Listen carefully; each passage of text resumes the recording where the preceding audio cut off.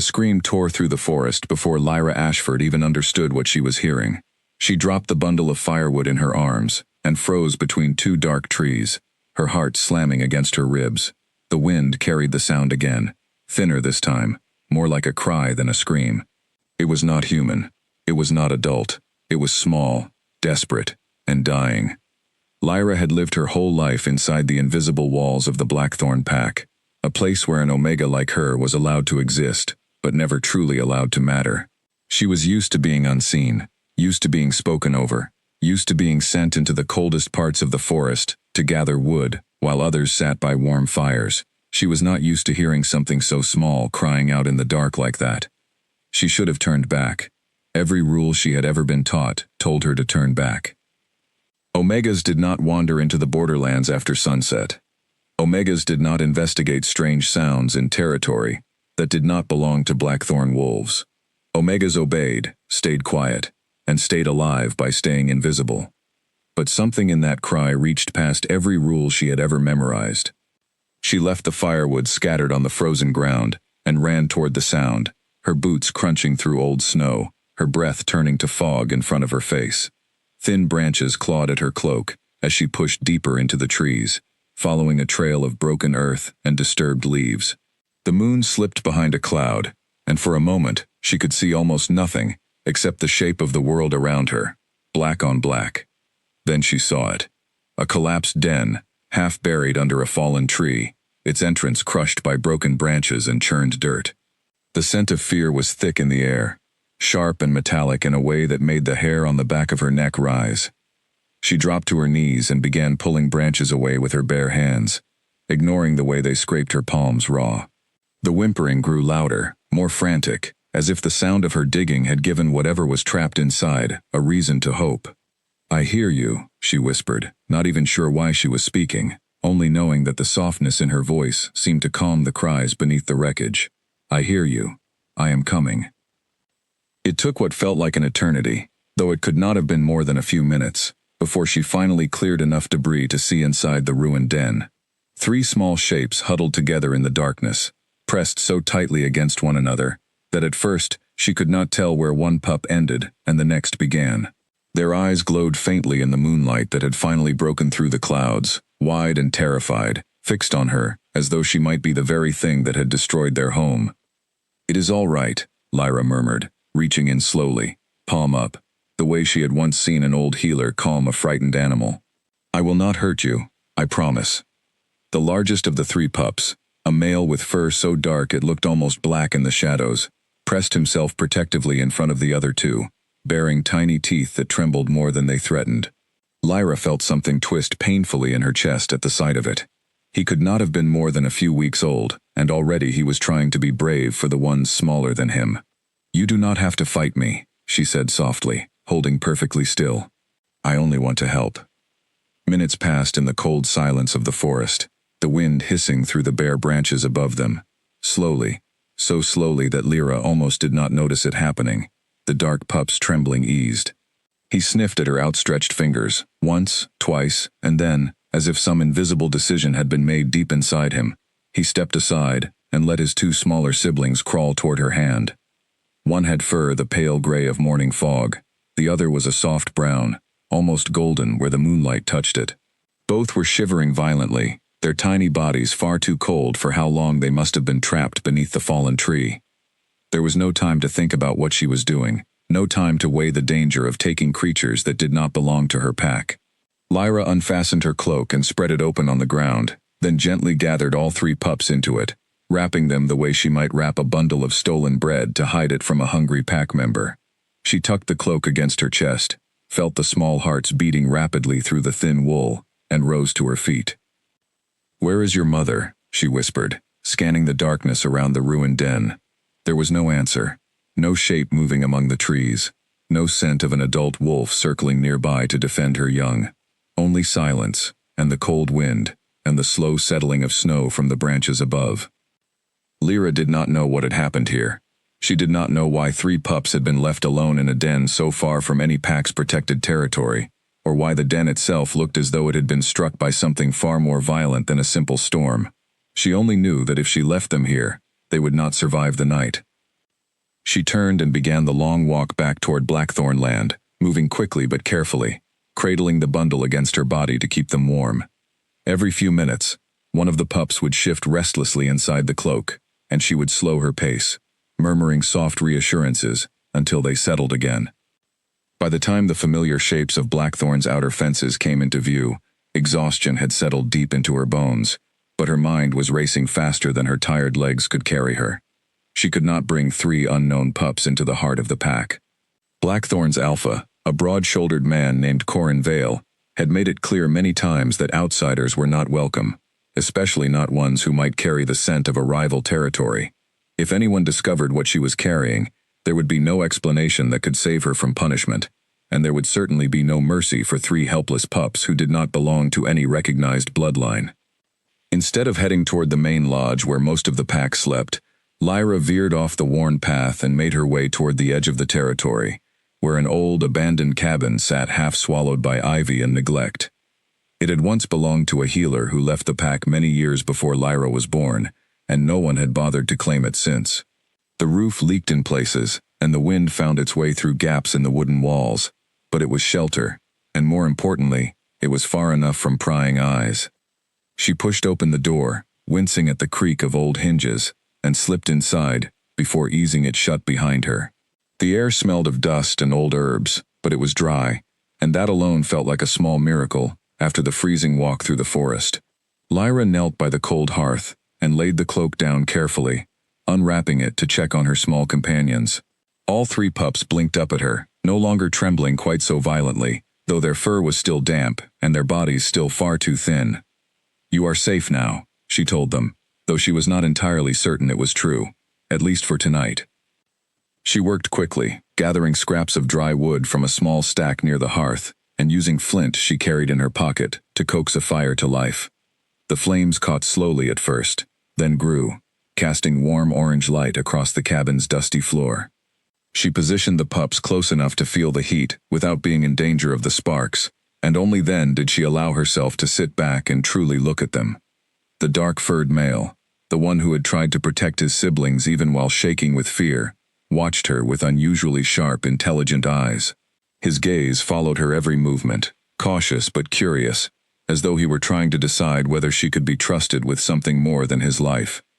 The gray pup had already curled into a tight ball near the fire, exhaustion finally overtaking fear, her small chest rising and falling in the rhythm of sleep.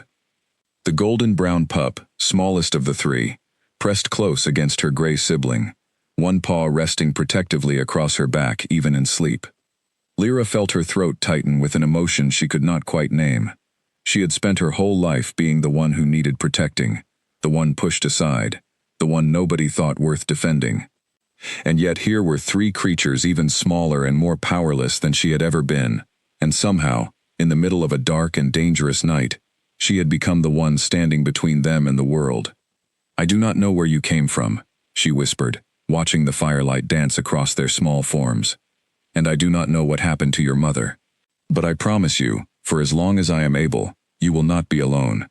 She stayed awake long into the night, feeding the fire, checking on the pups every time one of them stirred, and trying to piece together what she had witnessed at the ruined den. The destruction had not looked natural. Fallen trees from storms did not usually crush a den so precisely, and there had been no other tracks in the snow to suggest wild animals had simply stumbled upon the pups by accident. Something, or someone, had torn that den apart with purpose. The thought sent a shiver down her spine that had nothing to do with the cold. Whatever had happened, whoever these pups truly were, one thing had become certain in her mind by the time the first gray light of dawn began creeping through the cabin's cracked windows. She could not simply hand them over to Alpha Corin and hope for kindness. Blackthorn was not a place known for kindness toward things that did not belong to it, and Lyra herself was living proof of exactly how far that unkindness could reach. She would keep them hidden. She would raise them here, in this forgotten cabin at the edge of the world, for as long as she possibly could. As the fire burned low, and the pups slept peacefully for the first time since she had found them, Lyra allowed herself, just this once, to feel something other than exhaustion and fear. She felt a strange and fragile hope, the kind she had not allowed herself in a very long time. She had no way of knowing, as she watched 3 small chests rise and fall in the fading firelight, that the little ones sleeping so trustingly beside her were not ordinary pups at all. She had no way of knowing that somewhere far beyond the borders of Blackthorn territory, an entire kingdom was tearing itself apart searching for exactly what she now held safe in her arms. All she knew, in that quiet hour before sunrise, was that she could not have walked away from that cry in the dark, even if she had tried. And as the first pale light of morning touched the frost-covered trees outside the cabin window, Lyra Ashford made a silent promise to the 3 sleeping pups curled against her side. Whatever came next, whatever danger might follow, she would face it standing between them and the world, just as the dark-furred pup had once tried to do for his siblings in the ruins of their broken home. The forest outside grew quiet, the wind finally settling, as if even nature itself understood that something important had just begun. 3 weeks passed, and every single one of them felt like walking across thin ice. Lyra had never lived a double life before, and she quickly discovered how exhausting it was to carry one. By day, she moved through Blackthorn territory, exactly as she always had, gathering firewood, hauling water, scrubbing floors in the main lodge, and enduring the sharp comments other pack members tossed her way, without a second thought. She kept her eyes down, and her expression blank, the same mask she had worn for years. Nobody looked twice at her. Nobody ever did. But the moment her chores were finished, and the shadows grew long enough to hide her movements, she slipped away toward the old healer's cabin at the edge of the territory, carrying whatever scraps of food she had managed to save from her own meager portions. The pups were growing faster than she had expected. Within days, their eyes had sharpened, their legs had grown steadier beneath them, and their small voices had shifted from helpless whimpers into curious, demanding yips whenever she walked through the cabin door. She had named them almost without meaning to, the words slipping out one evening as she watched them tumble over one another near the fire. The dark-furred male, the natural protector of the group, she called Ash, for the color of his coat in low light. The gray female, quiet and watchful, became Wren, and the smallest, golden brown and endlessly curious, she named Sable, though the name did not match her coloring at all. Lyra had simply liked the sound of it, and once she said it aloud, it seemed to fit the pup perfectly. "You are getting bigger every single day," she told them one evening, laughing softly, as Sable attempted to climb over her own brother's back, and tumbled instead into a pile of dried leaves. "At this rate, you will outgrow this cabin, before winter even ends." Ash, ever serious for a pup his age, sat back on his haunches, and watched his sisters play, with an expression that looked almost like patience worn thin. Lyra had noticed early on that he rarely joined in their games, choosing instead to position himself near the door or the window, as though some instinct deep inside him refused to let his guard down completely, even in a place that had come to feel safe. It worried her, that constant vigilance in a creature so young. But she said nothing about it, choosing instead to simply be present, to let her steady company slowly convince him that here, at least, he did not need to keep watch every waking moment. What worried her more, however, was something she could not explain away so easily. One night, as she sat by the fire mending a torn hem in her only spare dress, she looked up to find Wren staring at her hands with unusual intensity. The gray pup's eyes seemed to flicker, just for a moment, with something that looked almost silver, catching the firelight in a way that made Lyra's breath catch in her throat. It happened again a few nights later, this time with Sable, whose golden brown eyes briefly deepened into a shade so dark they looked nearly black before returning to normal. Lyra told herself it was simply a trick of the firelight. Young pups often had eyes that changed color slightly as they grew, she reasoned, trying to calm the uneasy flutter in her chest. She had seen it happen before with other litters born within the pack. There was nothing strange about it, nothing at all. And yet, deep down, some quiet instinct kept insisting otherwise. The truly undeniable moment came almost a month after she had found them, on a night when a sudden noise outside the cabin sent all 3 pups into a defensive crouch at once, small bodies going rigid, ears flattening, lips curling back from tiny teeth in perfect unison. Lyra had expected fear. She had expected them to scramble for the shadows or hide behind her legs. Instead, all 3 pups shifted, in the space of a single heartbeat, from wolf form into something small and unmistakably human. 3 tiny children, no older in appearance than toddlers despite being barely a month old in wolf years, blinked up at her with wide eyes, their little hands curling instinctively into the fabric of her skirt. Lyra sat frozen, staring at them in complete shock. Pups were not supposed to shift that young. Everyone in the pack knew that shifting was a skill that developed slowly, usually not appearing at all until a pup was several months old, sometimes not until well over a year, depending on bloodline and strength. She had heard stories of exceptionally powerful families, whose children shifted early, but those were rare tales, told about the strongest lines in the region, families with old blood and old power running through their veins, not orphan strays found abandoned in a collapsed den. "It is all right," she whispered, though her voice trembled slightly as she gathered the small trio close, feeling their tiny hearts hammering against her own chest. "Whatever startled you is gone now. You are safe." Ash, even in human form, positioned himself slightly in front of his sisters, small chin lifted, dark eyes scanning the door with a wariness far beyond his apparent age. Lyra held all three of them until their breathing calmed, and, one by one, they drifted into an exhausted sleep, still tangled together in her arms. She sat awake long after they had settled, staring into the dying fire, turning the pieces of this strange puzzle over and over in her mind. Early shifting, eyes that seemed to flicker with unnatural color, a den destroyed with a violence that no storm could explain. None of it added up to anything ordinary, and the deeper she thought about it, the more unsettled she became. She began to notice other things too, small details she might have dismissed before, but now watched carefully. Ash seemed to sense danger before she did, going still and alert moments before a fox screamed somewhere in the distance, or before a branch cracked under the weight of snow. Wren had an uncanny way of finding hidden things, small trinkets tucked beneath floorboards or a stray coin lost in a crack in the wall, as though some part of her simply knew where things belonged.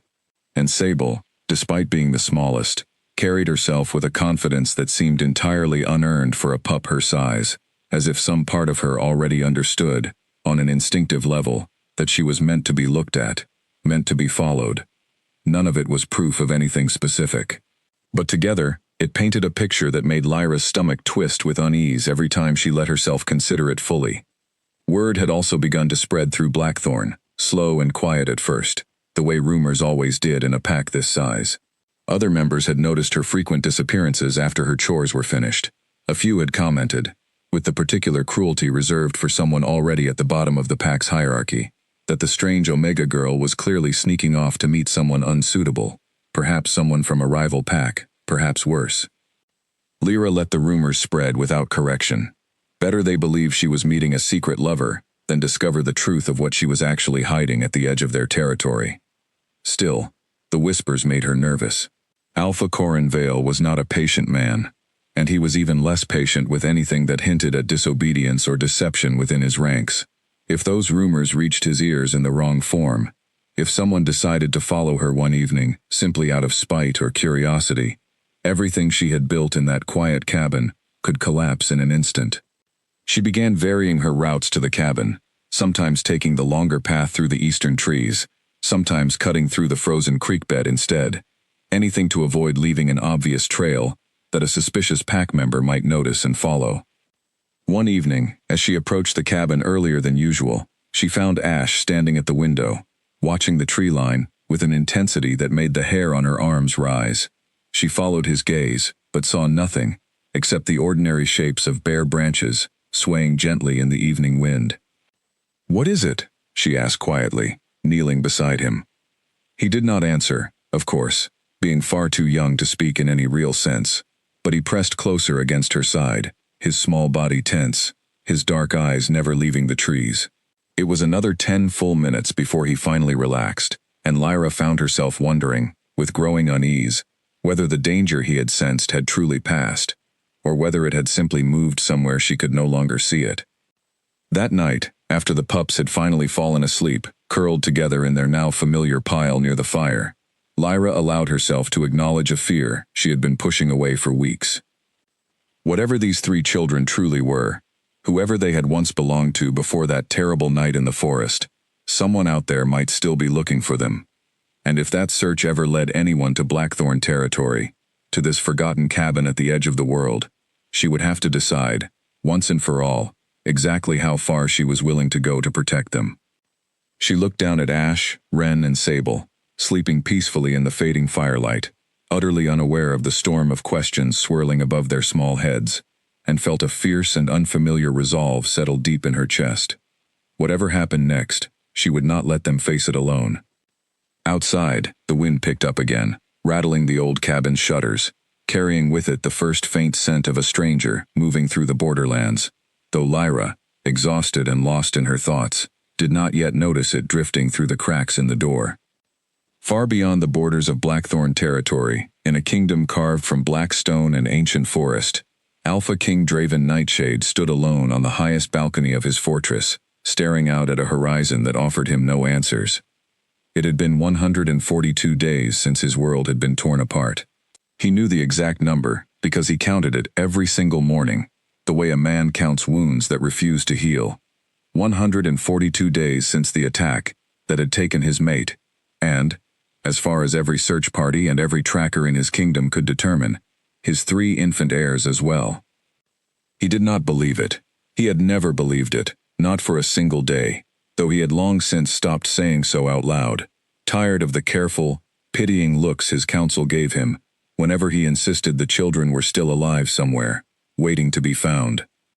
The attack had come in the dead of winter, a coordinated strike by agents of the Renfield Pack, a rival territory that had coveted obsidian land and obsidian power for generations. Draven had been away that night, called to the southern border to deal with a supposed skirmish that, in hindsight, had clearly been a deliberate distraction.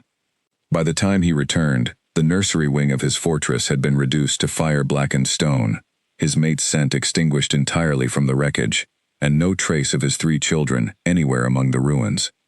No bodies, no remains. Nothing but silence and ash. His advisors had gently suggested, in the weeks that followed, that the lack of remains was not necessarily a sign of hope. Fire was thorough, they reminded him. Some things simply did not survive to be found. But Draven had refused every one of those explanations with a stubbornness that had begun to worry even his most loyal supporters. A father knows, he had told his second-in-command, a broad and steady wolf named Garrick Thorn, more times than he could count. I would feel it if they were gone. I would feel the absence in my blood. Garrick had never argued the point directly, though Draven suspected his old friend privately believed the grief itself was what kept that conviction alive, rather than any real evidence. Grief could make a man believe many things. But Draven trusted the strange, persistent pull in his chest, the sense that somewhere out in the wide world, 3 small hearts connected to his own by blood and bond were still beating. He had spent every resource his kingdom possessed chasing that feeling. Trackers had been sent to every corner of the known territories, some disguised as merchants, others as wandering healers, all searching quietly for any sign, any whisper, any rumor that might lead him closer to the truth. Most returned with nothing. A few returned with false leads that shattered what little hope he had managed to rebuild each time they collapsed. Tonight, however, one of his most trusted trackers had returned with something different. Cade Ellison had served the Obsidian Throne for nearly a decade, first as a soldier, later as one of Draven's most capable enforcers, a man known throughout the kingdom for his quiet efficiency and his unmatched instincts. When he requested an audience so late in the evening, Draven knew immediately that whatever news he carried was significant enough to break protocol. "Speak," Draven said, turning from the balcony as Cade entered the private chamber, closing the heavy door behind him. "I followed a story out of the Northern Territories," Cade began, his voice carefully measured, the way it always was when he did not yet want to raise false expectations. "A small pack called Blackthorn, minor in influence, unremarkable in most respects. But there is a rumor circulating there about an Omega girl who has been slipping away from the pack's main grounds every evening for weeks, visiting an abandoned cabin at the edge of their territory." Draven's expression did not change, though something tightened behind his eyes. "Omega's sneaking off to secret meetings is hardly unusual," he said carefully. "What makes this particular rumor worth my time?" "Because I traveled there myself before coming to you," Cade continued. "I did not approach the cabin directly. I did not want to risk alerting whoever, or whatever, might be inside. But from a distance, downwind, I caught a scent carried on the evening air that I have not encountered anywhere in 142 days of searching. The number hung in the air between them, heavy with meaning. Cade had counted the days too, Draven realized. Everyone in his inner circle had, whether they admitted it aloud or not. "What scent?" Draven asked, his voice suddenly low and dangerously controlled, the voice of a king forcing himself not to hope too quickly. "Faint," Cade admitted honestly. "Very faint, and mixed with wood smoke and old herbs, likely from the cabin itself. But underneath it, there was something else, something young, something that carried the particular signature of obsidian bloodlines, the kind that runs through the royal line specifically." Draven crossed the room in 3 swift strides, gripping the back of a chair so tightly the old wood groaned in protest. "You are certain?" "I am not certain of everything," Cade said carefully. "The scent was old, days old at least, meaning whatever left it may no longer even be in that cabin by the time we could return. It could belong to a distant relative of the royal line, rather than your own children directly. There are many possibilities, and I do not wish to give you false hope after everything you have already endured. But you came to me anyway," Draven said, "which means some part of you believes it is worth pursuing." Cade met his gaze steadily. "Some part of me does, yes." For a long moment, silence stretched between them, filled only by the distant sound of wind moving through the fortress towers. Draven closed his eyes, forcing himself to breathe slowly, to think like a strategist, rather than a desperate father who had already chased too many false leads into dead ends. "Tell me everything you observed," he said finally, opening his eyes. "Every detail, no matter how small it seems." Cade recounted his journey carefully. He described Blackthorn's territory, a modest pack led by an alpha named Corin Vale, known more for his temper than his wisdom. He described the whispered rumors among pack members about the strange, secretive Omega girl, a young woman apparently regarded with little respect or attention by her own people. He described the abandoned cabin itself, tucked away at the edge of the territory, isolated enough that few pack members ever ventured near it. "The girl," Draven interrupted at one point. "What do you know of her specifically?" "Very little, beyond her reputation within the pack," Cade admitted. "She is called Lyra Ashford, an Omega, low in the pack's hierarchy, generally overlooked by those around her. No family of significant standing, no particular skills the pack values. By most accounts, she is simply unremarkable." Something about that word settled uncomfortably in Draven's chest, though he could not immediately name why. Perhaps it was the way people so often dismissed those who quietly did the most important things, simply because they lacked status or strength in the eyes of others. "And yet an unremarkable Omega girl has apparently been guarding something valuable enough to carry the scent of my bloodline," he said slowly. "It is possible she does not even know what she has found," Cade offered. "If there are indeed young ones in that cabin, and if they are as young as the timeline of your children's disappearance would suggest, it is unlikely she understands the significance of what she is protecting. She may simply believe she has taken in abandoned strays." Draven considered this in silence for several long moments. It was almost too painful to hope, after so many months of disappointment, and yet the alternative, walking away from even the faintest possibility that his children might finally be found, was simply unbearable. "I want you to return," he said finally, quietly. "No soldiers, no announcement of who you serve. Approach the cabin directly this time and determine, with absolute certainty, what you find inside." "And if it is truly them," Cade asked carefully, "what would you have me do?" Draven's jaw tightened, old grief and fragile hope warring visibly across his features. "Bring them home," he said. "Whatever it takes, bring my children home." Cade bowed his head in acknowledgement and turned to leave, but paused at the door, glancing back at his king with an expression that held more than simple duty. "And the girl?" he asked. "If she has truly kept them safe all this time, protected them at personal risk within her own pack, what would you have me do with her?" Draven was quiet for a long moment, staring out once more toward the dark horizon beyond his balcony, toward the northern territories where, if fate had finally shown him mercy, his children might be waiting. "Treat her," he said finally, "as someone who may have done what my entire kingdom failed to do. Treat her with the respect that deserves, regardless of what rank her own pack has assigned her." Cade nodded once and disappeared into the corridor beyond, leaving Draven alone once more, with the vast, star-scattered sky, and a hope he had not allowed himself to feel in 142 long, grief-filled days. He did not sleep that night. He stood on the balcony until the stars began to fade, and the first gray light of dawn crept over the horizon, thinking of 3 small faces he had not seen in months, and of an unremarkable Omega girl in a forgotten cabin, who might, without ever knowing it, hold the key to everything he had lost. Cade Ellison had crossed 100 borders in his years of service to the Obsidian Throne, but none of them had ever felt as heavy as the one separating him from Blackthorn territory.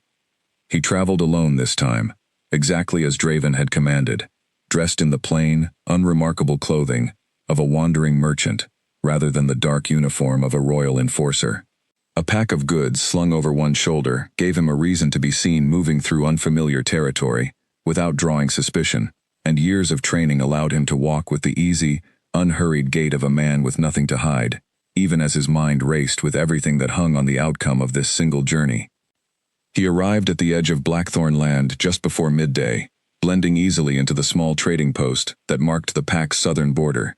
He spent the first several hours simply listening, the way he always did when gathering information, letting conversations wash over him, while he pretended to examine goods he had no real interest in buying. The rumors about the strange Omega girl were exactly as widespread as his previous scouting trip had suggested, though the details had grown, as rumors always did, twisted and embellished by weeks of retelling. Some claimed she was meeting a lover from a rival pack. Others whispered darker theories, suggesting she practiced forbidden magic in secret, or that she had been cursed and was slowly transforming into something unnatural. Cade filtered through the nonsense carefully, searching for the small threads of truth buried beneath the exaggeration. What remained consistent across every version of the story was simple enough. An Omega named Lyra Ashford disappeared toward the eastern edge of the territory every evening after her chores were finished, and she had been doing so for well over a month. That timeline matched almost perfectly with the night of the attack on the Obsidian Nursery. By late afternoon, Cade made his way carefully toward the eastern border, moving with the practiced silence that had made him one of the most effective trackers in Draven's service. He kept well downwind, avoiding any position that might carry his own scent toward whatever, or whoever, waited ahead of him. The scent hit him again, before he even saw the cabin, stronger now than it had been on his previous visit, unmistakable despite months of physical distance and the layered smells of wood smoke and old herbs surrounding it. Obsidian bloodline, royal bloodline, not one signature, but 3 distinct variations woven together, the kind of subtle differences that marked individual members of the same family line. His breath caught in his throat. 3. Exactly 3, just as Draven's missing heirs had been. He crept closer, careful to stay hidden within the tree line, and finally caught his first glimpse of the cabin itself. It was small, weathered, clearly abandoned long before anyone had begun using it again, tucked into a shadowed clearing that most pack members would have little reason to visit. Smoke curled from a crude chimney, the only visible sign that anyone occupied the structure at all. Cade settled into a concealed position among the trees and waited, patience honed by years of similar missions. The late afternoon light slowly shifted toward evening, shadows lengthening across the clearing, and still he watched, cataloging every detail he could observe from a distance. It was nearly dusk when the cabin door finally opened. A young woman stepped outside first, moving with quiet efficiency as she gathered an armful of firewood from a small stack near the entrance. Cade studied her carefully. She matched the description he had gathered from the rumors, though the whispers had failed to capture anything about her beyond her pack rank. She looked young, perhaps in her early 20s, her dark hair pulled back in a simple braid, her clothing plain and clearly well worn from years of hard labor. There was nothing about her outward appearance that suggested significance of any kind. And yet, as she turned to carry the firewood back inside, Cade caught the flash of something in the doorway behind her that made his heart stop entirely. 3 small children, impossibly young, tumbled out into the fading evening light behind her, their laughter carrying clearly across the quiet clearing. One, dark-haired, and clearly the eldest despite his small size, immediately moved to stand slightly in front of his siblings, small chin lifted in an expression of instinctive protectiveness that Cade recognized instantly. He had seen that exact expression once before, years earlier, on the face of Draven Nightshade himself, standing protectively in front of his own mate during a moment of danger. The second child, smaller and quieter, had pale hair that caught the last light of the setting sun, while the third, smallest of the three, had golden brown hair and an easy, confident laugh that seemed entirely too bold for a creature so small. Cade did not need any further confirmation. He had spent enough time in the Obsidian Fortress, had seen enough portraits and heard enough descriptions from grieving parents and heartbroken staff members to recognize the unmistakable resemblance now standing directly in front of him. These were Draven Nightshade's missing heirs, alive, healthy, and utterly unaware of who they truly were. He remained hidden, watching as the young woman called the children back inside, with a warmth in her voice that surprised him. She did not speak to them the way a reluctant caretaker might speak to a burden she had been forced to accept. She spoke to them the way a mother spoke to children she loved fiercely and completely, her tone gentle, even as she scolded the smallest one for wandering too close to the edge of the clearing. Cade watched the door close behind them, sealing the small family inside the modest cabin, and found himself sitting motionless among the trees for several long minutes, processing what he had just witnessed. Draven's children were alive. After 142 days of grief and desperate searching, they were alive, healthy, and being cared for by a young woman who appeared to have no idea of the significance of what she was protecting. But new questions immediately crowded in behind that relief. How had the children come to be here, so far from the Obsidian Fortress, hidden within a rival pack's territory? Had this young woman been involved somehow in the attack that had torn Draven's family apart, using this remote cabin as a hiding place for stolen heirs? Or was the far simpler explanation the true one, that she had genuinely found 3 abandoned pups and taken them in without any understanding of who they really were? Cade's instincts, honed through years of reading people and situations others might miss, leaned strongly toward the latter explanation. Everything he had witnessed, from the girl's obvious poverty and low status within her own pack, to the genuine warmth in her voice as she called the children inside, suggested a rescue rather than a conspiracy. But instincts alone were not enough to bring back to his king. He needed certainty.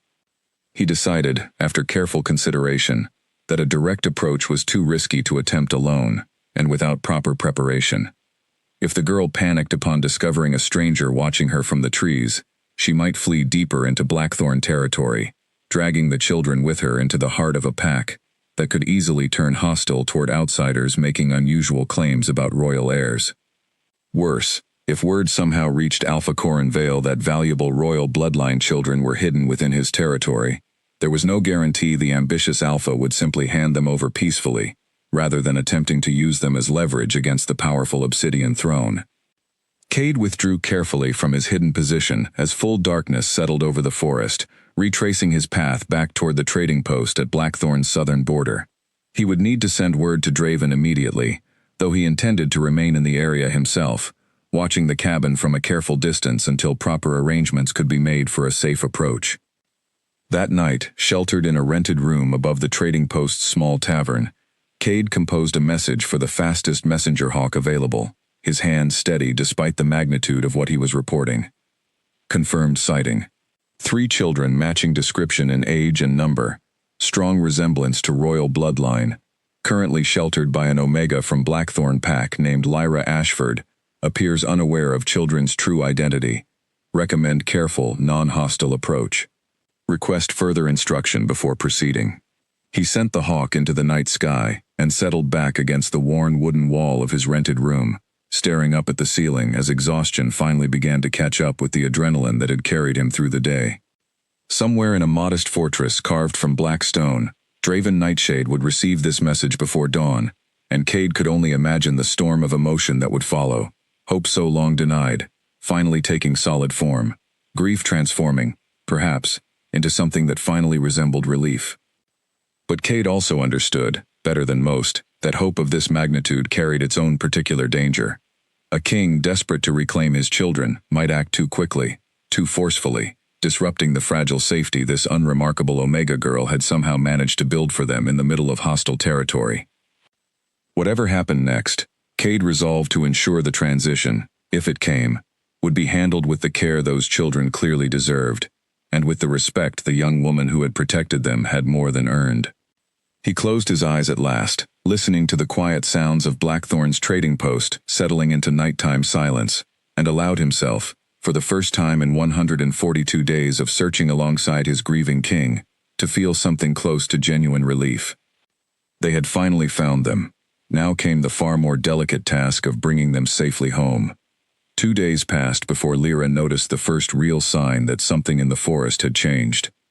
She had grown accustomed, over the past month, to the ordinary rhythms of the woods surrounding her hidden cabin, the familiar calls of birds settling into evening roosts, the predictable rustle of small animals moving through the underbrush, the particular quality of silence that fell over the clearing once night arrived in full.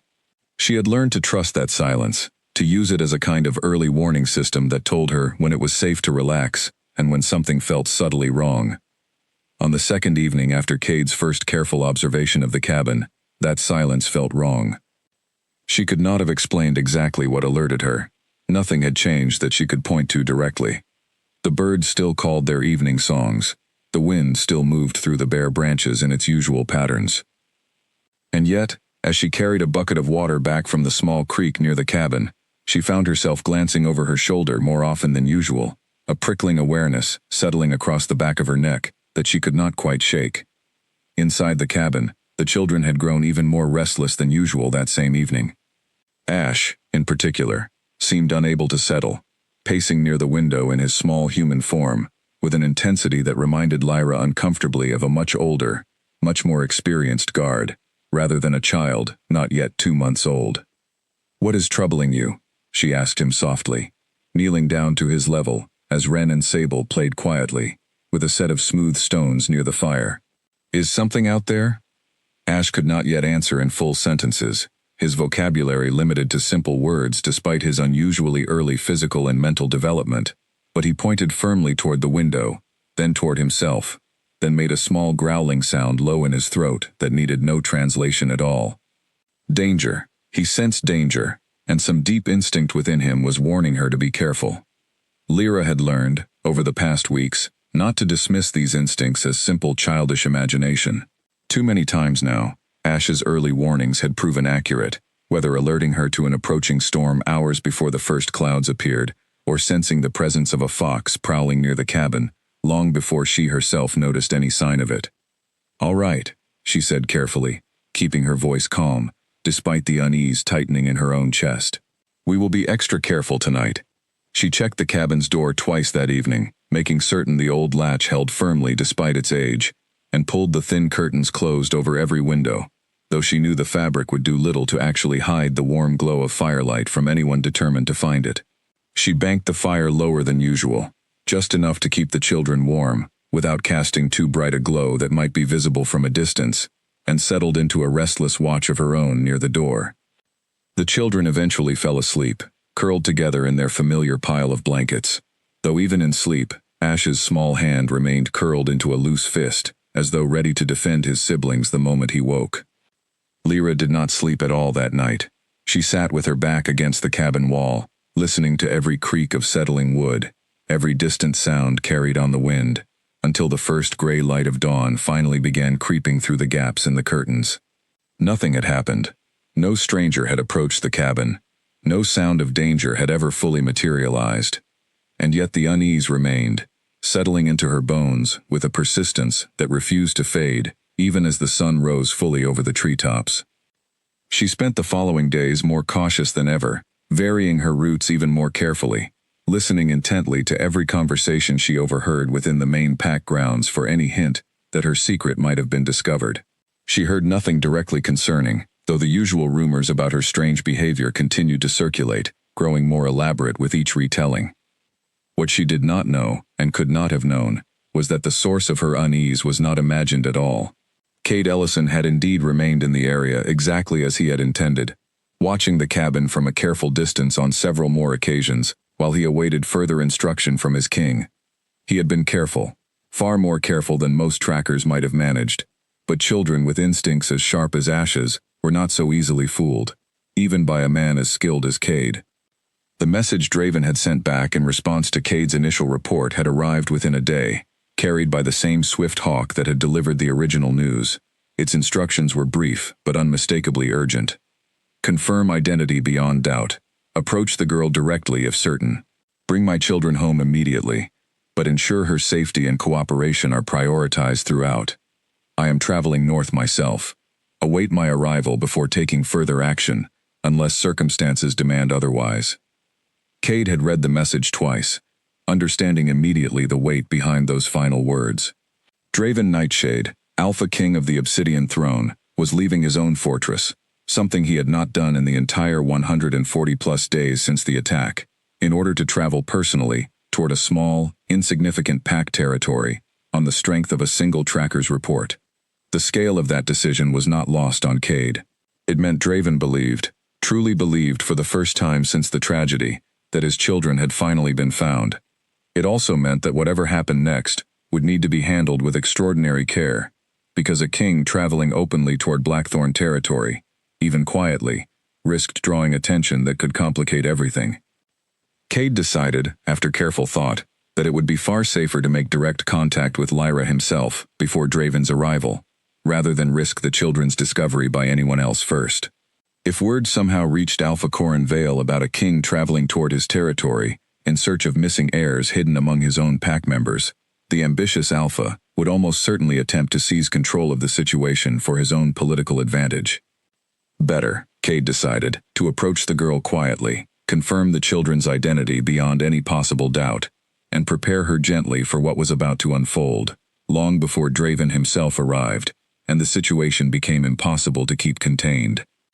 He chose an evening several days later, timing his approach carefully to when the pack's main grounds were occupied by a seasonal gathering that would keep most members distracted and away from the eastern border for several hours.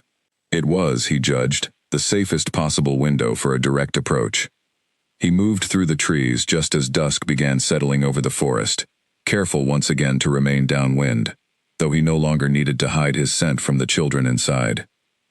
If his suspicions about their bloodline were correct, and he had little doubt remaining that they were, their heightened senses would detect his presence eventually, regardless of how carefully he approached. Sure enough, as he drew within 100 paces of the cabin, he heard it. A low, warning growl, small but unmistakably fierce, carrying clearly through the quiet evening air. Ash had sensed him. Cade paused, raising both hands slowly in a gesture of peace, though he knew the gesture would mean little to a child too young to fully understand it. He needed, above all else, to avoid triggering panic that might send the entire small family fleeing deeper into hostile territory before he could properly explain himself. He took a slow breath, steadying himself for what would surely be a delicate and difficult conversation, and stepped forward into the fading evening light, toward the cabin where Lyra Ashford, still entirely unaware of the truth she had been protecting all this time, waited within. Whatever happened in the next few minutes, Cade understood clearly, would set the course for everything that followed. He needed to be calm. He needed to be honest. And above all, he needed to convince a frightened young woman, already suspicious of every stranger the world had ever sent her way, that he had come not to take something from her, but to finally give her the truth she deserved to know. The wind shifted slightly, carrying his scent more clearly toward the cabin, and somewhere inside, Cade heard the unmistakable sound of a door bolt sliding into place, followed by a young woman's voice, sharp with fear and fierce determination in equal measure, calling out into the darkening forest. "Whoever you are, you should turn back now. I will not let you near these children." Cade stopped where he stood, respecting the warning in her voice, even as it confirmed everything he had already suspected about the fierce protectiveness this unremarkable Omega had built around 3 children who were not even her own by blood. "My name is Cade Ellison," he called back steadily, keeping his voice calm and non-threatening despite the tension coiling through his own body. "I have not come to hurt you or the children. I have come because I believe you may be protecting something far more important than you realize, and I think it is time you finally learned the truth." Silence answered him at first, heavy and uncertain, broken only by the soft, anxious sounds of children stirring inside the cabin, sensing the tension in the air even without understanding its cause. Then, slowly, Cade heard the bolt slide back, and the cabin door creaked open just enough for a single, wary eye to appear in the gap, studying him with a suspicion so fierce it might have made a lesser man reconsider his approach entirely. But Cade held his ground, and after everything he had witnessed over the past several days, he found himself hoping, more sincerely than he had allowed himself to hope in a very long time, that the conversation about to unfold would finally bring an end to 140-plus days of grief, and the beginning of something neither Lyra Ashford nor Draven Nightshade could yet fully imagine. Lyra kept the door open only a crack, her body angled to block the gap completely, one hand still gripping the old iron bolt in case she needed to slam it shut again in an instant. "I do not know you," she said, her voice steady despite the fear hammering through her chest. "And I do not care what you believe I am protecting. Whatever it is you think you know, you are mistaken, and I would ask you to leave before I am forced to make you." It was, she knew even as she said it, an empty threat. She had no weapon beyond a kitchen knife tucked into her belt, and no real training to use it effectively against a man who moved with the kind of controlled confidence this stranger clearly possessed. But she had learned long ago that fear could sometimes be hidden behind bravado, and right now, bravado was the only thing standing between this stranger and the 3 children huddled anxiously behind her. "I understand your caution," the man said, remaining exactly where he stood, making no move to approach closer. "I would feel the same in your position. My name is Cade Ellison. I serve the Obsidian Throne, and I have traveled a long way because of something important I believe I have found here." The Obsidian Throne. Lyra had heard of it only distantly, a powerful kingdom far beyond the borders of Blackthorn territory, ruled by a king whose reputation for strength, and, more recently, for grief, had traveled even to insignificant packs like her own. She felt a fresh wave of unease settle over her. "I have nothing to do with any kingdom," she said carefully. "I am an Omega from Blackthorn Pack, nothing more." "I know who you are," Cade said gently, and something in his tone, quiet and sincere rather than threatening, made her hesitate before slamming the door shut entirely. "Your name is Lyra Ashford, and approximately 5 weeks ago, you found 3 abandoned pups in the borderlands and brought them here in secret, caring for them ever since without any support from your own pack." Lyra's blood ran cold. She had told no one, not a single soul, about the true circumstances of finding the children. How could this stranger possibly know such precise details?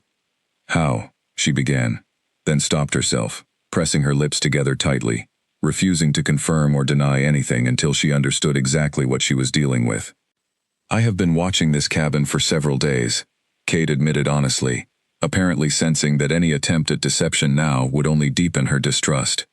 "I did not approach immediately because I needed to be certain of what I was seeing before I risked frightening you or endangering the children further. But I am certain now, and I believe you deserve to know the truth as much as they do." "What truth?" Lyra demanded, her grip tightening on the door despite herself. Cade took a slow breath, and Lyra watched something shift in his expression, a careful weighing of words that suggested whatever he was about to say carried enormous weight. "The children you have been protecting are not ordinary pups found abandoned by chance," he said quietly. "They are the missing heirs of Alpha King Draven Nightshade, ruler of the Obsidian Throne. They were believed dead following an attack on the royal fortress nearly 5 months ago, an attack that also took the life of their mother, the Queen. Your king, my king, has spent every single day since that attack searching for them, refusing to believe they were truly lost." For a long moment, Lyra simply stared at him, the words refusing to fully register, as though her mind had thrown up some kind of protective barrier against information, too large and too impossible to absorb all at once. "That is not possible," she said finally, though her voice had lost much of its earlier certainty. "I found them abandoned in the forest, alone, with no sign of any attack, no soldiers, no royal guards, nothing to suggest they belonged to anyone important at all. The den where you found them was likely a temporary hiding place," Cade explained carefully.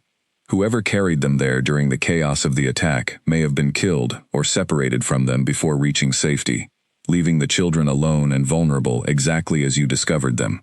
I do not yet know the full details of what happened that night, but I know, without any doubt remaining, that the children in this cabin carry the unmistakable scent and bloodline markers of the Obsidian royal family." Lyra's mind raced, pulling together fragments of memory that suddenly made a terrible new kind of sense. The unnatural destruction at the den site that had never looked like a simple accident, the children's unusually early shifting abilities, the strange, sharp flickers of color in their eyes that she had dismissed as tricks of firelight. Ash's instinctive, almost trained vigilance, far beyond what any ordinary pup his age should possess. "Show me," she said finally, her voice barely above a whisper. "Prove what you are claiming." Cade nodded slowly, understanding her demand completely. "May I approach a few steps closer?" "I have no weapon, and I mean no harm to you or to them. I only wish to show you something that will make my claim undeniable."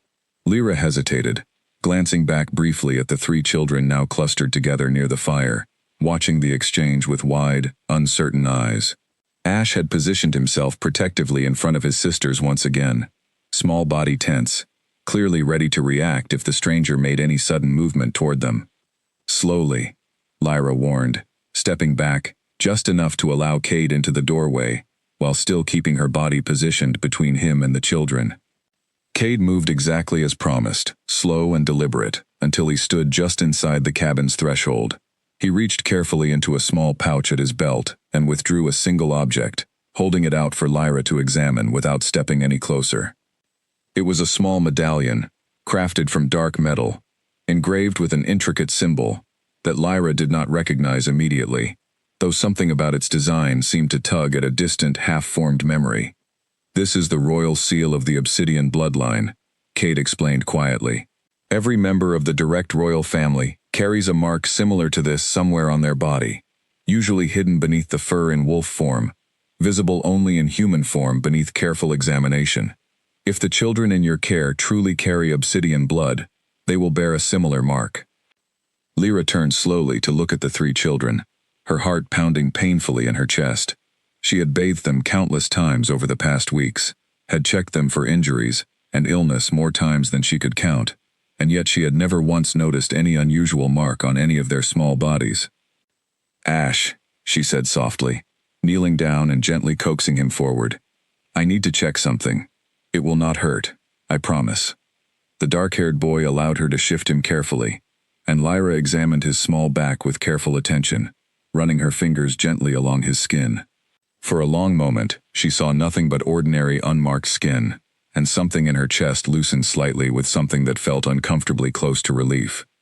Then she saw it, a small, faint marking just below his left shoulder blade, so subtle it could easily be mistaken for an ordinary birthmark unless someone knew specifically what to look for. It matched, unmistakably, the symbol engraved on the medallion Cade held. Her hands began to tremble as she checked Ren next, finding an identical mark in the same location, and then Sable, whose matching mark confirmed everything beyond any remaining doubt. Lyra sat back on her heels, staring at the three children she had come to love, as fiercely as if they were truly her own, and felt the entire foundation of the world she had carefully built for them over the past weeks begin to shift beneath her feet. "They are truly his," she said quietly, more to herself than to Cade. "The Alpha King's children." "They are," Cade confirmed gently, "and their father has spent nearly 5 months believing he might never see them again. I understand this is an enormous shock, and I understand you have risked a great deal to keep them safe without knowing any of this. But I must ask you now, with complete honesty, what your intentions are moving forward." Lyra looked up at him sharply, some of her earlier fierceness returning to her expression despite the shock still coursing through her. "My intentions are exactly what they have always been, keeping them safe." "Then you and I want the same thing," Cade said simply. "Their father is already traveling north as we speak, desperate to see them with his own eyes after everything he has endured. I came ahead of him specifically to ensure this moment happened carefully, without fear or panic on either side." Lyra glanced back at the three children, who had grown quiet and watchful during the long exchange, sensing perhaps more than they could understand, that something enormous was unfolding around them. Ash met her eyes steadily, still protective, still wary of the stranger in their home, and Lyra felt her heart ache with a complicated mixture of pride and grief. She had known, somewhere in the back of her mind, that this arrangement could not last forever. But she had not expected the truth, when it finally arrived, to be quite this overwhelming. "What happens now?" she asked quietly, looking back at Cade. "Now," Cade said gently, "we prepare them. and ourselves, for their father's arrival. And we make certain that whatever comes next honors everything you have already done for them." Lyra nodded slowly, though a quiet, aching uncertainty had already begun settling deep in her chest, a fear she could not yet fully name, but that she suspected would only grow stronger as the day of the Alpha King's arrival drew closer. The days that followed Cade's revelation passed in a strange, suspended blur for Lyra, each hour heavy with questions she had never imagined needing to answer. Cade had explained, as gently as the circumstances allowed, that Draven Nightshade himself was already traveling north, driven by a hope so long denied that he had abandoned the careful patience Cade had originally advised. According to the message that had reached Cade shortly after their first conversation, the Alpha King would arrive within a matter of days, and Lyra found herself caught between overwhelming relief that the children's true father had finally been found, and a deep, aching dread she did not fully understand.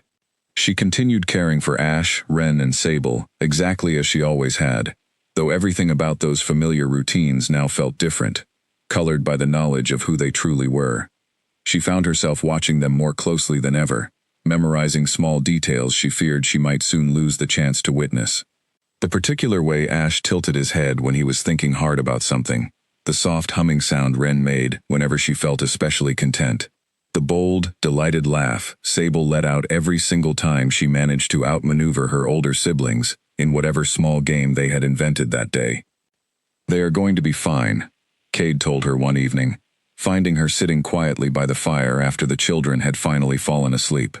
He had taken to remaining nearby during these final days, careful to keep enough distance that the children would not feel overwhelmed, but close enough to help if any unexpected trouble arose. "Their father has waited nearly 5 months for this moment. Whatever else happens, I promise you, he will treat them with nothing but love." "I do not doubt that," Lyra said quietly, staring into the flames. "I am only trying to understand what happens to me once he arrives." Cade was quiet for a long moment before answering. "I cannot speak entirely for my king," he said carefully, "but I have served him for many years, and I know him to be a man of deep honor. Whatever grief has done to harden him in recent months, I do not believe he will simply take the children and dismiss what you have done for them." Lyra wanted desperately to believe that, but years spent at the bottom of Blackthorn's hierarchy had taught her not to expect kindness from those who held power over her. Kings, in her limited experience of the world, took what they wanted, and rarely concerned themselves with the feelings of an unremarkable Omega who happened to be standing in their way. The morning of Draven's expected arrival came sooner than Lyra felt prepared for, gray and overcast, with a heavy stillness hanging over the forest that seemed to mirror the tension coiled tightly in her own chest. She dressed the children carefully, though she had little beyond their usual simple clothing to offer, and tried to explain, in words simple enough for their young understanding, that someone very important was coming to meet them. "Is he a friend?" Ren asked, her small brow furrowed with the particular seriousness she brought to every question. "I believe so," Lyra said gently, though her own heart ached with uncertainty even as she spoke the reassurance. "I believe he loves you very much, even though you have never met him before." Ash, predictably, said nothing, but positioned himself near the window once again, watching the tree line with the same instinctive vigilance he always displayed when sensing something significant approaching. Lyra had learned by now to trust that instinct completely, and sure enough, less than an hour later, he turned to her with wide, alert eyes and pointed firmly toward the forest. "Someone is coming," Lyra said softly, her pulse quickening despite her attempts to remain calm for the children's sake. Cade, who had been waiting nearby exactly as promised, stepped forward to peer through the window himself, and his expression shifted immediately into something both relieved and solemn. "That is him," he confirmed quietly. "That is Draven."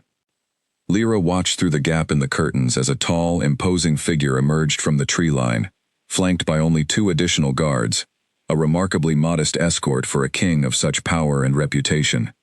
Even from this distance, she could see the tension radiating from his entire body, a barely contained storm of emotion held tightly in check by what she suspected was years of practiced control.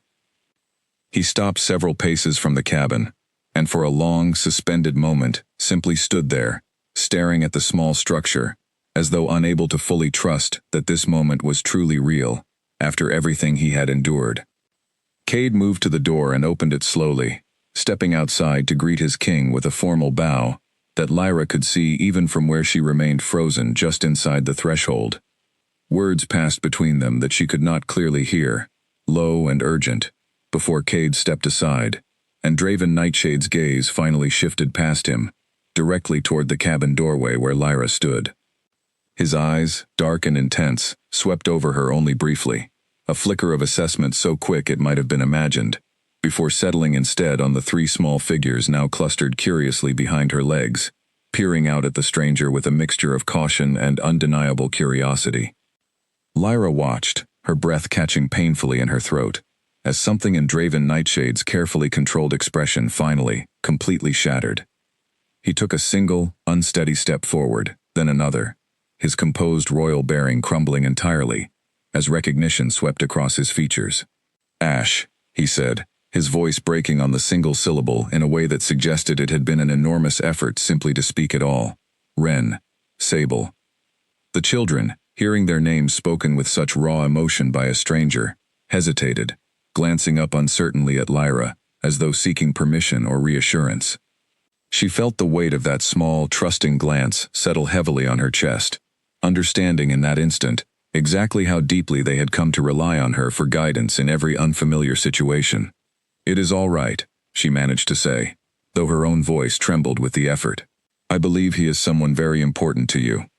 It was Ash who moved first, as he so often did, taking a small, careful step forward, his dark eyes studying the stranger with the same intense scrutiny he applied to everything he encountered. Draven knelt slowly, bringing himself down to the child's eye level, tears now openly streaming down a face that Lyra suspected had not allowed itself such visible emotion in a very long time. "Do you know me?" Draven asked softly, his voice trembling. Ash tilted his head, considering the question with the particular seriousness that seemed to define his entire small personality, and then, slowly, reached out one small hand and touched the mark on Draven's own exposed forearm, an identical symbol to the one hidden beneath his own shoulder blade. Something passed between them in that moment, some instinctive recognition that transcended the months of separation and the impossibility of actual memory at such a young age. Ash's small face broke into an expression of cautious wonder, and beside him, Ren and Sable, apparently drawing courage from their older brother's response, edged forward as well. "Papa," Sable said suddenly, the word emerging with the simple, unquestioning certainty that only a very young child could manage, as though some deep instinct within her simply knew the truth before her mind had fully processed it.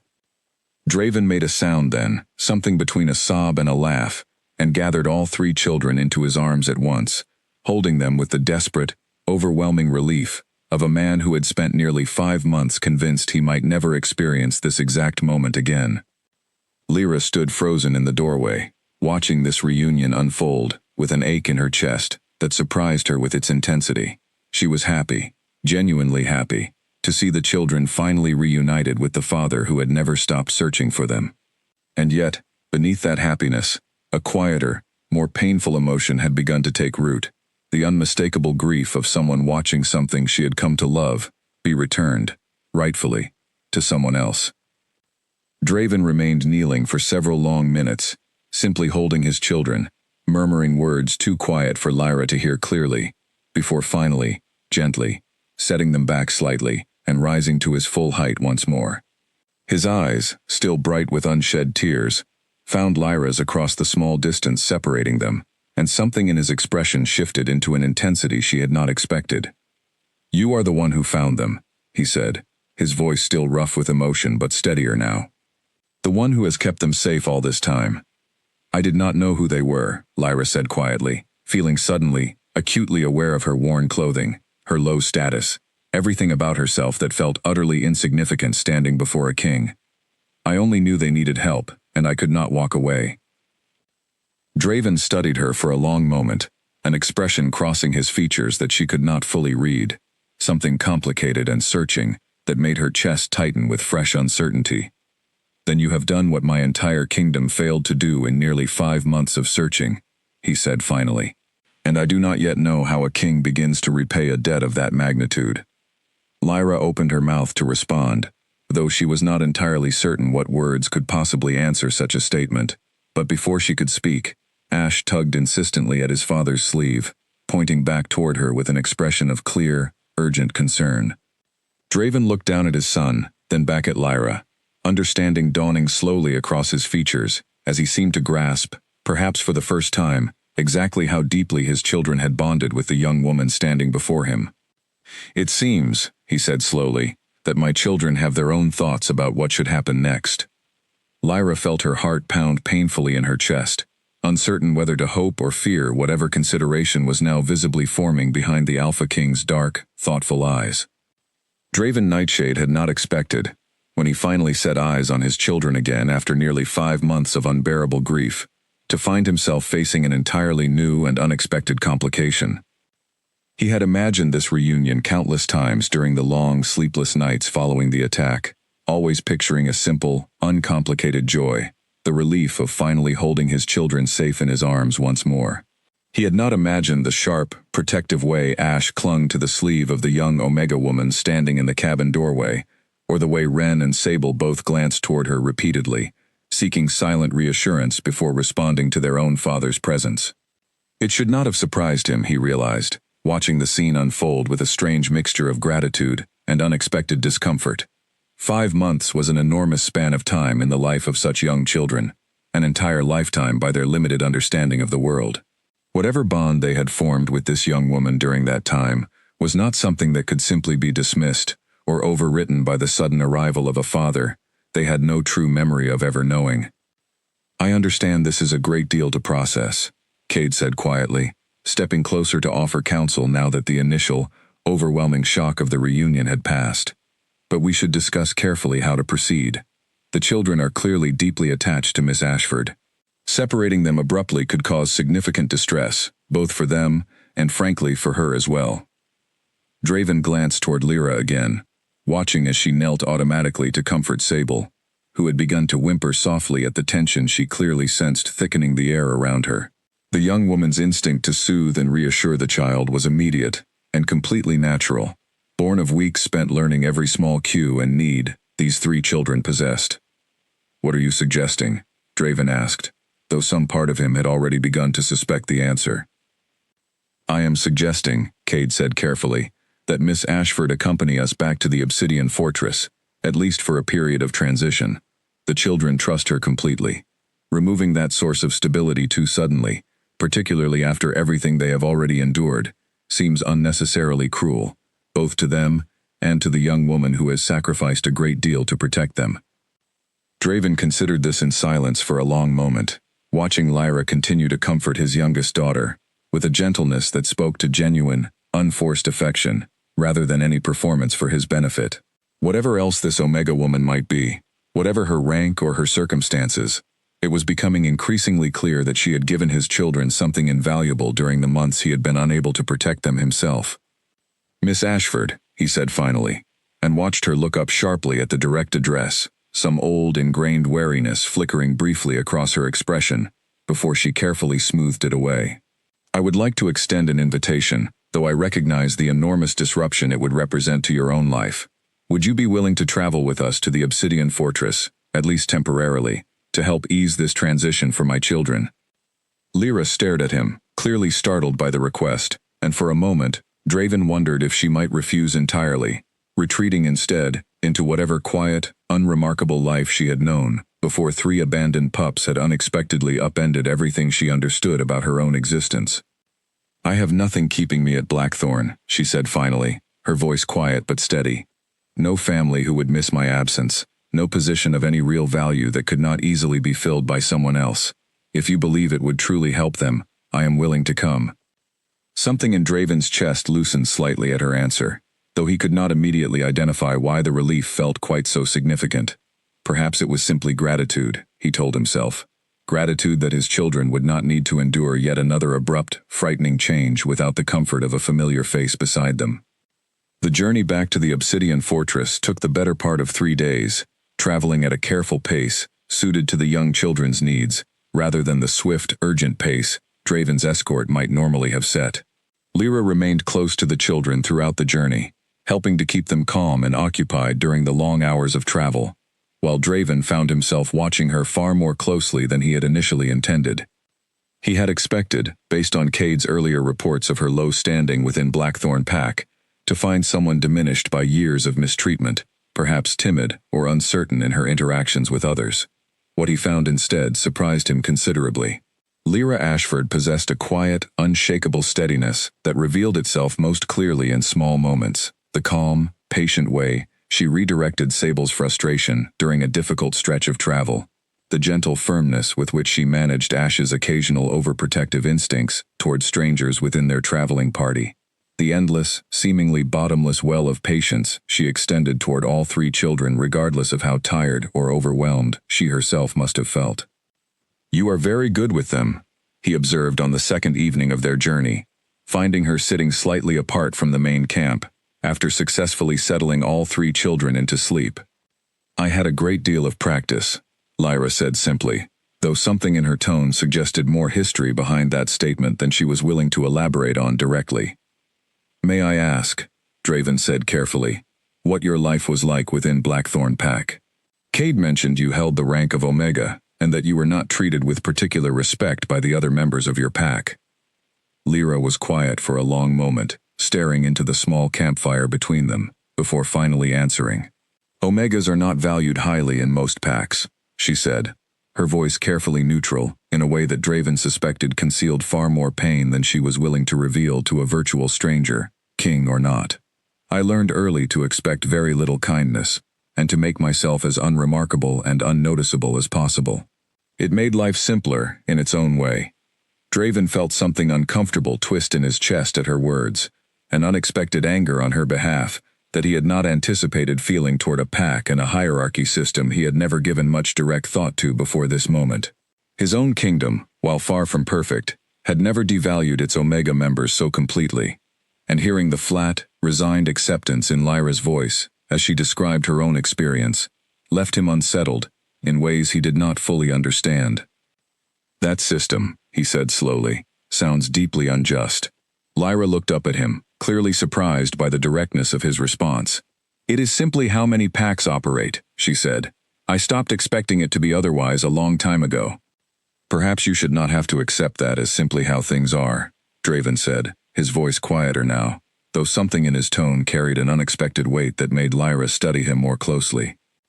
Neither of them spoke further on the subject that evening, but Draven found himself thinking about her words long after the conversation had ended, turning over the quiet injustice of her circumstances, alongside a growing uncomfortable awareness that his own initial assumptions about this unremarkable Omega girl had been entirely, completely wrong. By the time their small traveling party finally approached the looming blackstone towers of the Obsidian Fortress on the third day, Draven found himself watching Lyra Ashford with an attention that went considerably beyond simple gratitude for her care of his children. She, in turn, stared up at the fortress rising before them with an expression of undisguised awe mixed with unmistakable apprehension, clearly overwhelmed by the scale and grandeur of the world she was about to enter, a world so entirely different from the small, forgotten cabin where she had spent the past month protecting three children who were not even her own. "It will be all right," Draven found himself saying, surprising himself with the impulse to offer her the same reassurance she had so freely given his children throughout their journey. "Whatever comes next, I will ensure you are treated with the respect your actions have more than earned." Lyra glanced at him, something cautious but grateful flickering across her expression, before nodding once and returning her attention to the children, who had begun to grow restless with excitement and nervousness as their new, unfamiliar home drew steadily closer. Draven turned his own gaze forward, toward the fortress that held both the weight of his grief and the fragile beginnings of a hope he had not felt in nearly 5 long months, and found himself wondering, with growing curiosity, exactly what role this remarkable young woman might come to play in the new chapter about to unfold within its ancient walls. The Obsidian Fortress was unlike anything Lyra had ever imagined, and the moment she stepped through its towering gates, she felt the full weight of exactly how far removed this world was from everything she had known within Blackthorn territory. Servants moved through the halls with quiet efficiency.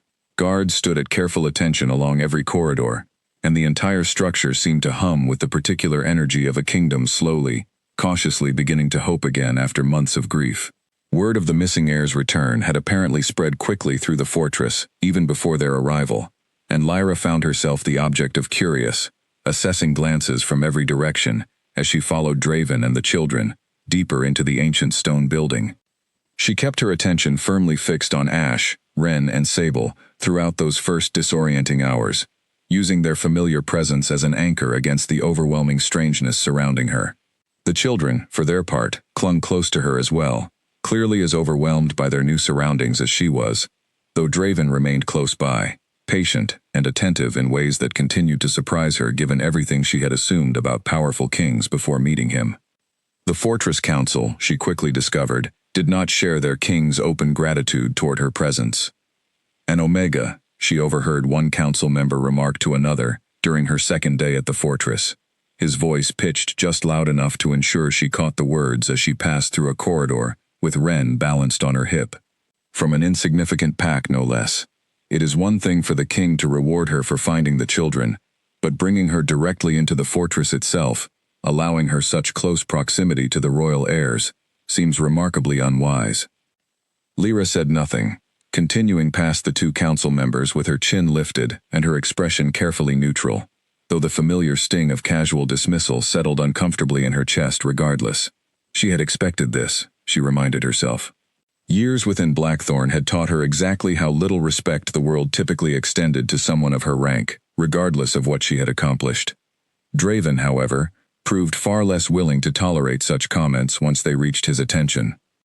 I understand there are concerns among the council regarding Miss Ashford's presence within the fortress, he said during a formal council meeting several days into her stay, his voice carrying the particular controlled authority Lyra had begun to recognize as a sign of barely contained frustration.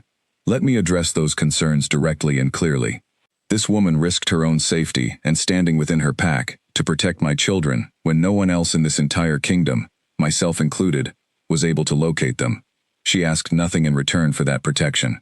She will be treated within these walls with the respect that action has earned, regardless of the rank she previously held. Lyra, standing quietly near the back of the council chamber during this exchange, felt something warm and unfamiliar bloom in her chest at his words, though she quickly tucked the feeling away, uncertain what to make of the strange, growing awareness she had developed of the Alpha King's presence over the past several days. It was not simply gratitude she felt developing between them, though gratitude certainly played its own significant part. There was something else as well, something in the quiet, easy way Draven had begun seeking her opinion regarding the children's care, something in the increasingly frequent moments she caught him watching her with an expression she could not quite name, but that made her pulse quicken in ways she did not fully understand. She told herself, repeatedly, that such feelings were foolish and dangerous. Whatever gratitude Draven felt toward her, whatever growing respect he had begun to display, the vast gulf between an Alpha King and an unremarkable Omega remained just as wide and impossible as it had always been. She was a temporary comfort for his children during a difficult transition, nothing more, and she needed to remember that clearly before her own foolish heart led her toward hope that could only end in painful disappointment. The children, meanwhile, continued to thrive within their new home, though their bond with Lyra remained just as strong as ever. Ash had begun, slowly, to extend his fierce protectiveness to include his father as well, no longer positioning himself quite so defensively whenever Draven entered a room. Ren had discovered an entire library of books within the fortress, and spent hours each day exploring its shelves with quiet, focused delight, while Sable had charmed nearly every servant and guard within the fortress with her bold, easy confidence, exactly as she had once charmed Lyra herself within the confines of their small, forgotten cabin. "You have given them something remarkable," Draven told her one evening, finding her in the fortress gardens, after successfully settling all three children into sleep for the night. "I have watched my children heal and thrive in ways I did not dare hope for during the darkest months of searching for them, and I know a great deal of that healing comes directly from the security and love you provided them during a time when I could not." "They are remarkable children," Lyra said quietly, deflecting the praise as she always did, uncomfortable with attention directed so fully toward herself. "I only did what anyone would have done." "No," Draven said, his voice firm but gentle. You did what almost no one else would have done. You risked everything you had, however little that may have seemed to you, for 3 strangers, who could have brought you nothing but danger and complication. That is not something anyone would have done. That is something only someone of genuine, extraordinary character would choose to do. Lyra looked up at him, startled by the intensity in his voice, and found his dark eyes fixed on her with an expression that made her breath catch unexpectedly in her throat. Something significant passed between them in that quiet moment, unspoken but undeniable, a recognition of feeling that neither of them had yet found the courage or the words to fully address directly. "Your Majesty," she began carefully, uncertain how to navigate whatever was unfolding between them. "Draven," he corrected softly. "Please, after everything you have done for my family, I would like you to call me by my name, at least when we are not required by formality to do otherwise." "Draven," she repeated quietly, testing the sound of his name on her tongue, and found something in his expression soften further at the simple gesture of familiarity. Their conversation was interrupted before either of them could venture further into whatever delicate territory had begun opening between them. A fortress guard arriving with urgent news that pulled Draven's attention immediately away toward matters of state that could not wait for a more convenient moment. But as he departed, he glanced back at her once more, and Lyra found herself unable to look away from the warmth still lingering in his expression, warmth she had not expected to find directed toward someone of her rank and her circumstances. Over the following weeks, that warmth continued to grow, evident in small, accumulating moments neither of them could fully deny. Draven began seeking her company beyond simple discussions of the children's well-being, finding excuses to walk alongside her through the fortress gardens, to seek her opinion on matters entirely unrelated to Ash, Ren, or Sable, to simply spend time in her presence in ways that went well beyond what gratitude alone could reasonably explain.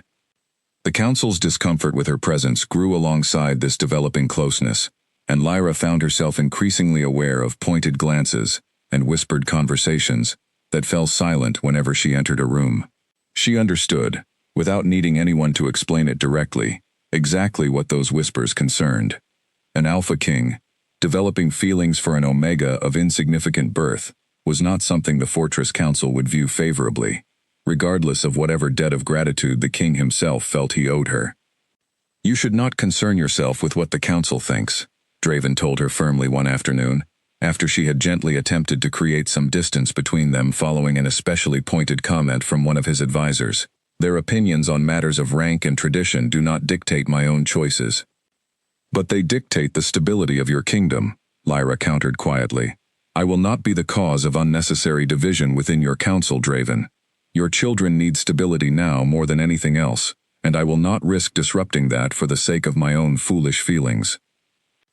Draven studied her for a long moment, something fierce and determined settling across his features.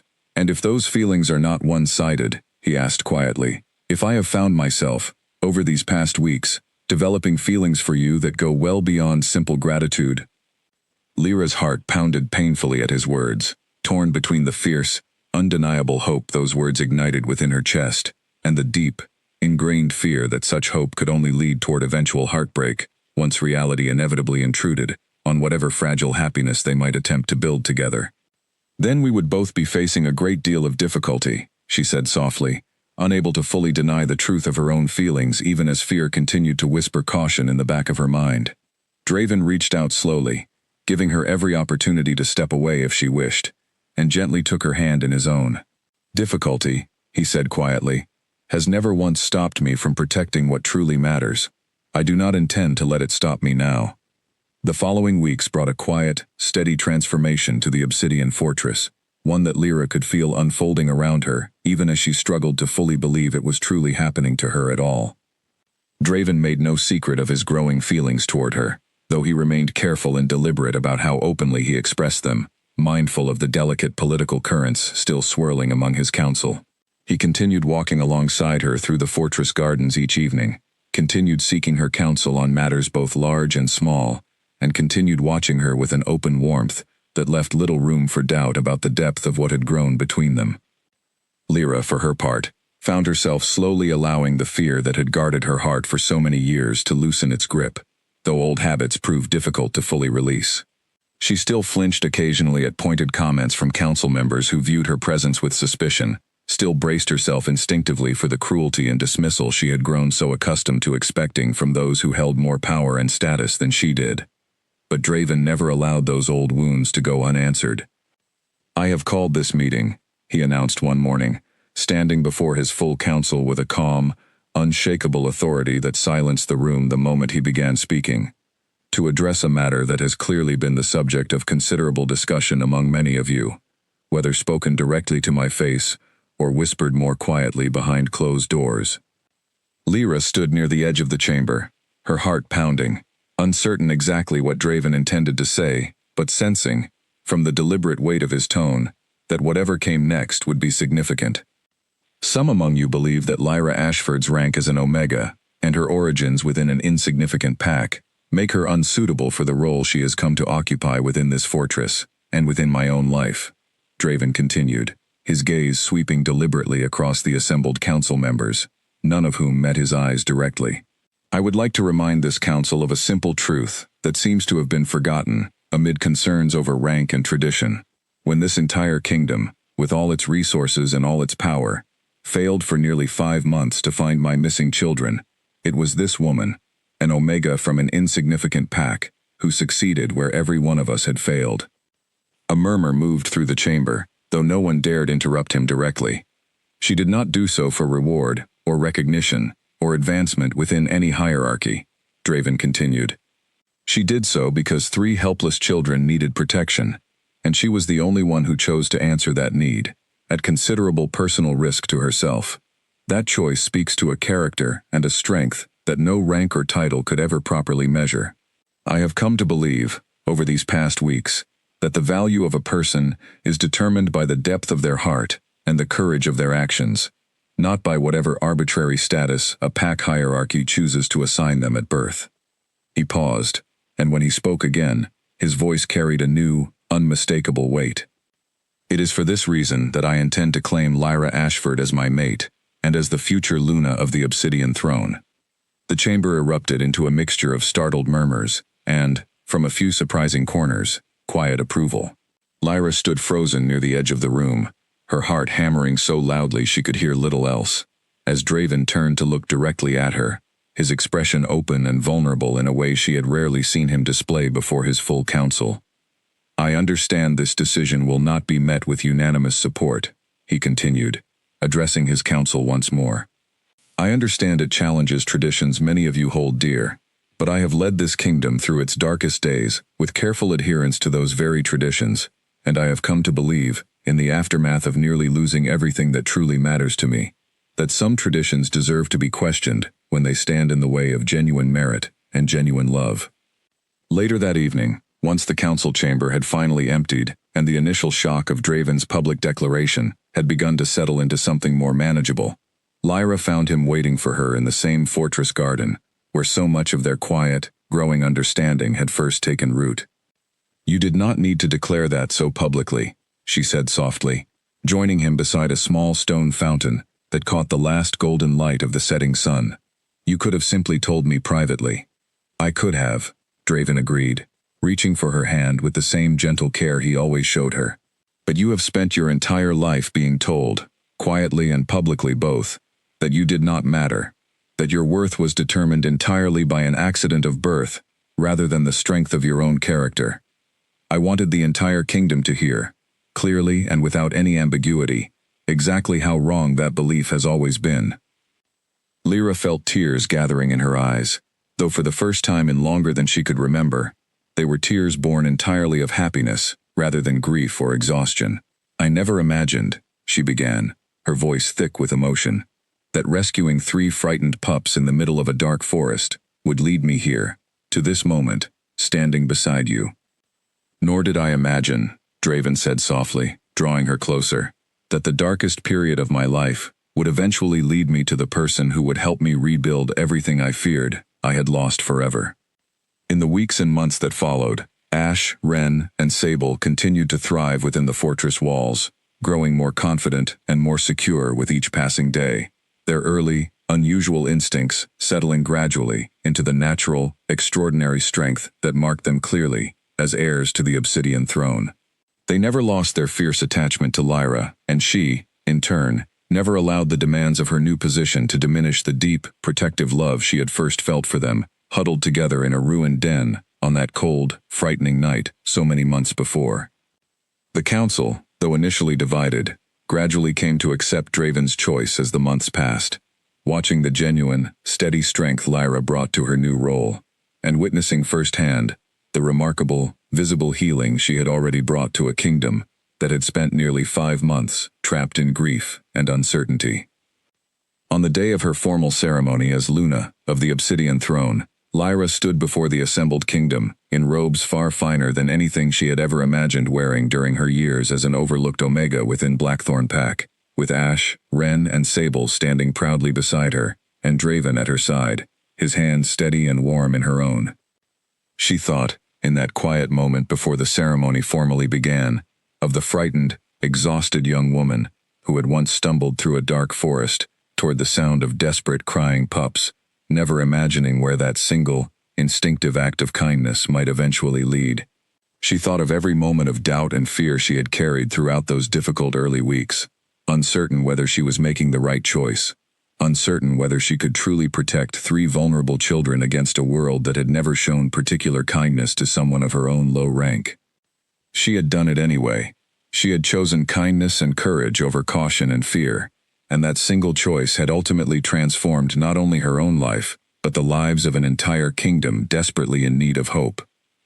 As the ceremony began and the assembled crowd fell into respectful silence, Lyra looked out over the faces gathered before her, remembering with quiet gratitude every difficult step of the journey that had brought her to this extraordinary moment, and felt, for the first time in her entire life, the complete and unshakable certainty that she truly, finally, belonged exactly where she now stood.